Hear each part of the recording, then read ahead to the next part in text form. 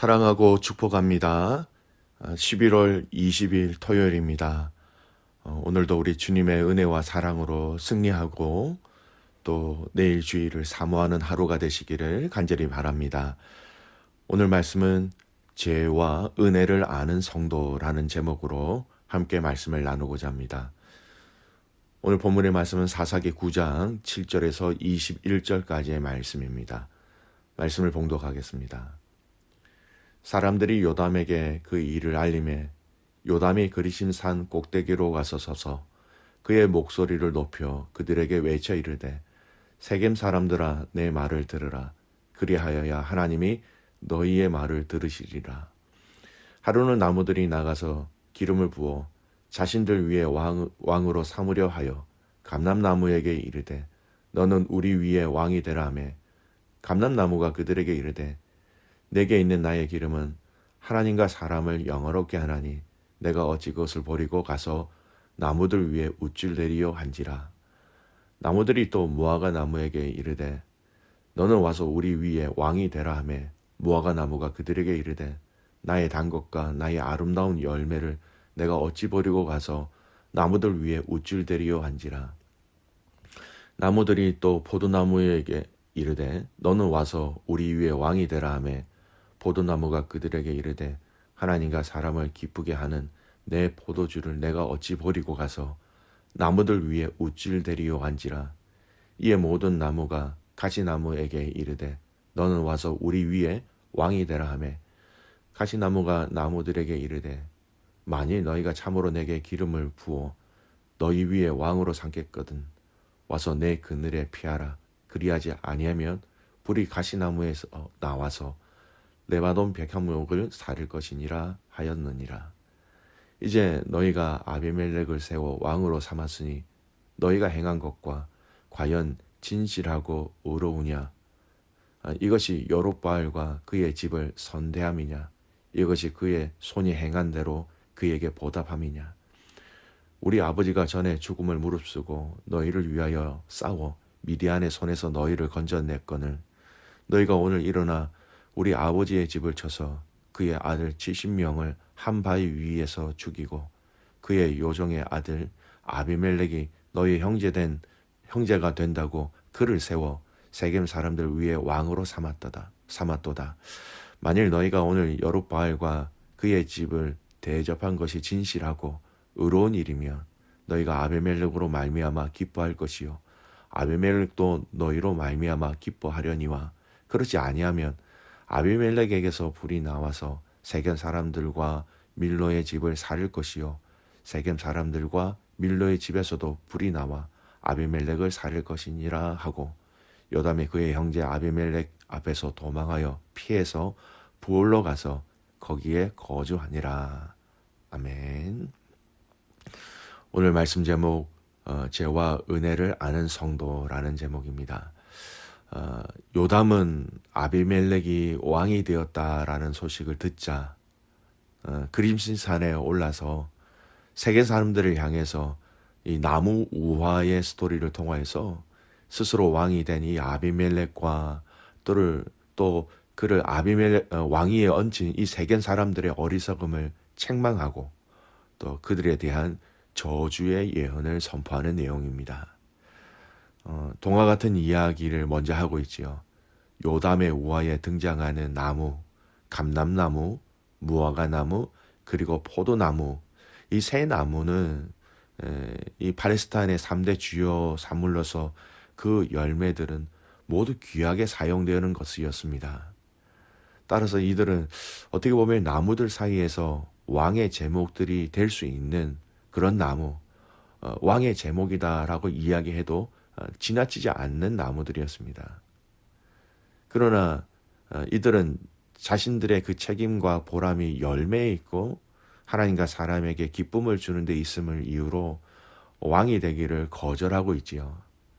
이 나무들의 처신은 어떻게 보면 처음에 했던 기드온이 자기가 왕이 될 수 없다라는 그 고백과 또 그의 70인들의 그 아들들이 왕위에 대한 취한 태도를 암시한다라고 말씀드릴 수 있습니다.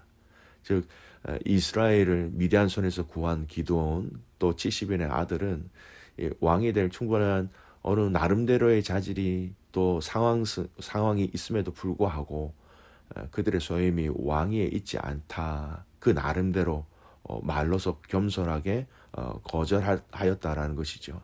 근데 반면 이 가시나무는 이런 불쏘시개로 사용하기에도 거칠 만큼 또 부족한 만큼 거의 무용지물의 나무였습니다. 그럼에도 불구하고 그는 자청하여 왕이 되었고 또 다른 나무들에게 자기 그늘에 와서 피하도록 요구하였습니다. 여러분 가시나무가 잎새가 얼마나 있겠습니까? 부족한 그 자신의 모습을 모르고 그렇게 표현한 것이죠. 이것은 아비멜렉이 왕으로서의 아무 자격이나 요건을 갖추지 못했음은 또 이야기하고 있고요.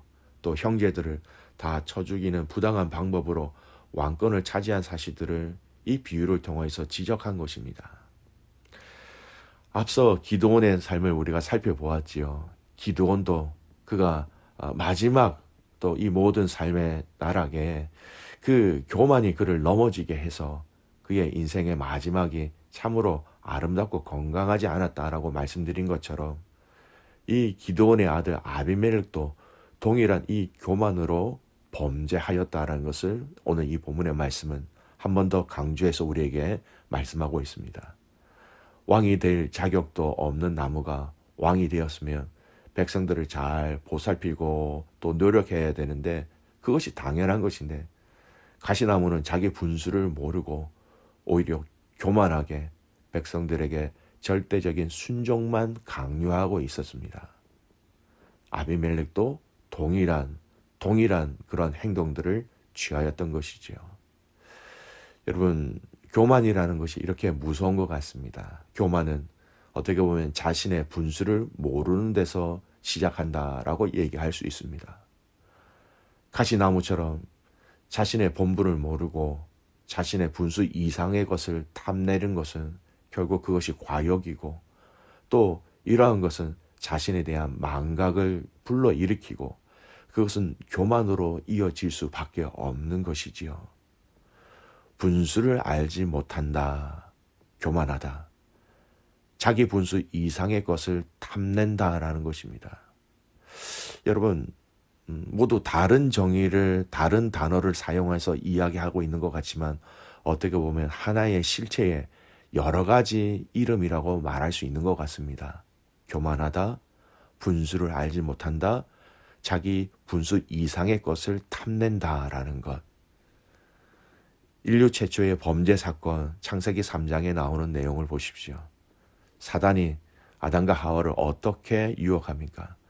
하나님과 같이 될 수 있다라는 이 사단의 말에 그들이 넘어갔습니다.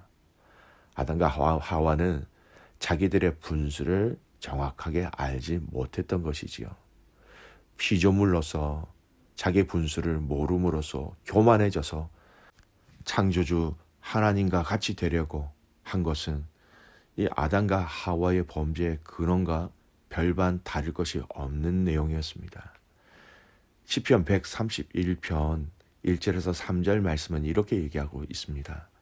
여호와여 내 마음이 교만하지 아니하고 내 눈이 오만하지 아니하오며 내가 큰 일과 감당하지 못할 놀라운 일을 하려고 힘쓰지 아니하나이다. 실로 내가 내 영혼으로 고요하고 평온하게 하기를 젖된 아이가 그의 어머니 품에 있음 같게 하였나니 내 영혼이 젖된 아이와 같도다.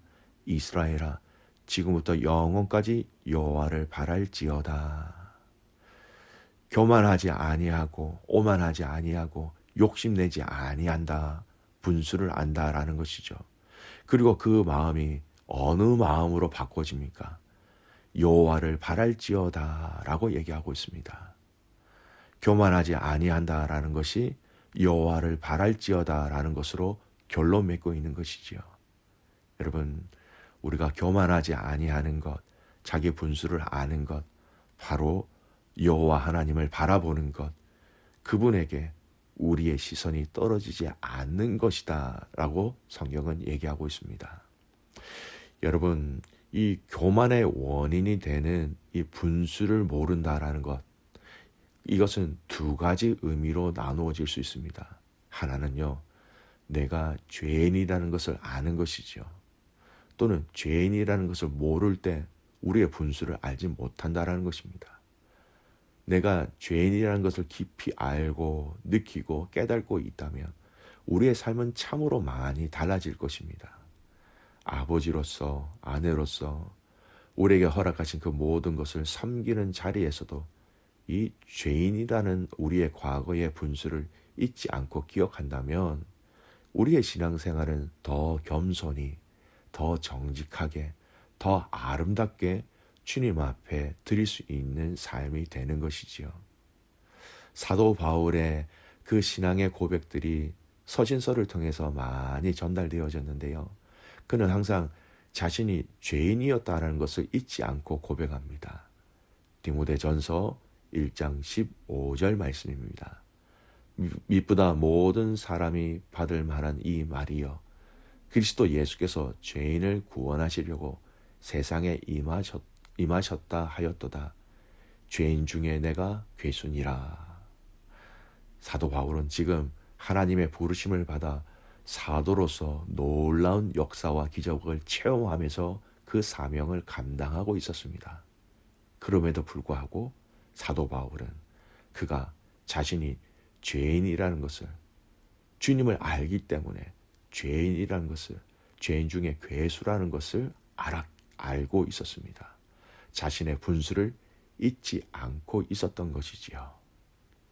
여러분, 오늘 우리가 교만하지 않기 위해서 우리가 죄인이었다라는 것, 또 죄에 연약한 자라는 것을 잊지 말고 기억해야 할 것입니다. 또 한 가지 우리가 기억해야 하는, 우리의 분수를 아는 그런 두 번째 내용은요, 죄인뿐만 아니라 예수님으로 인하여서 죄인 되었던 우리가 이제는 주님의 자녀, 주님의 제자가 되었다는 것을 잊지 말아야 합니다. 여러분, 그 하나님의 은혜 가운데 우리가 있다는 것을 잊지 말아야죠. 우리가 죄인이었다라는 것으로만 우리의 분수를 기억하고 있으면 여러분, 하나님이 약속하신 그 기쁨과 즐거움을 우리는 절대 누리지 못합니다. 과거의 죄인이었지만 예수 그리스도로 인하여서 우리가 지금은 은혜 가운데 있다라는 것을 잊지 말아야 합니다. 이것을 우리가 기억할 때 우리는 감사와 기쁨과 즐거움을 가지는 것이죠. 이것은 우리 신앙생활 가운데 기쁨과 감사가 흘러 넘치게 하는 끊이지 않는 통로가 바로 나 자신이, 우리가 하나님의 그 은혜 가운데 있다라는 것입니다. 여러분, 우리가 은혜 가운데 있다라는 것은 마르지 않는 샘물로 우리를 채워주시는 그 기쁨, 그 감사가 끊어지지 않고 우리 안에 솟아난다라는 것이지요. 사도 바울이 동일하게 자신이 죄인이라는 것을 고백한과 동시에 또 은혜 안에 있다는 것을 고백하지요. 고린도전서 15장 10절 말씀입니다. 그러나 내가 나 된 것은 하나님의 은혜로 된 것이니 내게 주신 그의 은혜가 헛되지 아니하여 내가 모든 사도보다 더 많이 수고하였으나 내가 한 것이 아니요 오직 나와 함께 하신 하나님의 은혜로라. 사도 바울도 죄인이었지만 또한 그는 하나님의 은혜 가운데 있다라는 것, 그리고 자신의 지금 현재 존재 자체도 하나님의 은혜 가운데 내가 이렇게 존재한다, 이렇게 얘기하고 있는 것이죠. 얼마나 감사와 기쁨과 복을 누리는 자리입니까? 여러분, 우리는 이 두 가지를 잊지 말아야 합니다. 겸손하기 위해서, 우리의 분수를 알기 위해서. 오늘 기드온의 아들 아비멜렉의 연약함을 보면서 저와 여러분이 기억해야 할 것은 교만하지 않기 위해서, 겸손하기 위해서 우리는 우리의 분수를 알아야 합니다. 첫 번째, 우리가 죄인이었다라는 것. 그리고 두 번째, 지금은 우리가 은혜 가운데 있는 자라는 것을 결코 잊지 않기를 간절히 소원합니다. 여러분, 이것이 같이 공존하는 자리가 어디일까요? 예배의 자리입니다. 예배의 자리는 항상 우리의 죄가 하나님께 드려지고 고백되어지는 자리이지요. 또 이 예배의 자리는 그 놀라운 하나님의 은혜가 우리에게 부어지는 자리이기도 합니다. 믿음의 가족 여러분, 겸손함으로 하나님의 은혜에 대한 기쁨과 승리와 영광을 하나님 앞에 올려드리며 하나님께서 우리에게 약속하신 이 땅의 믿음의 성도들이 누려야 할 그 모든 기쁨들을 예배를 통하여서, 말씀을 통하여서, 기도를 통하여서 다 누릴 수 있는 복된 믿음의 가족들 되시기를 주님의 이름으로 축복합니다. 아멘. 기도하겠습니다. 살아계신 아버지 하나님, 감사와 찬송과 영광을 주님께 올려드립니다. 하나님, 이 사사기의 말씀을 보면서 하나님, 우리의 모습들을 참 많이 봅니다.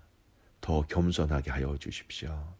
하나님, 우리의 분수를 알게 하여 주십시오. 죄인이었다라는 것.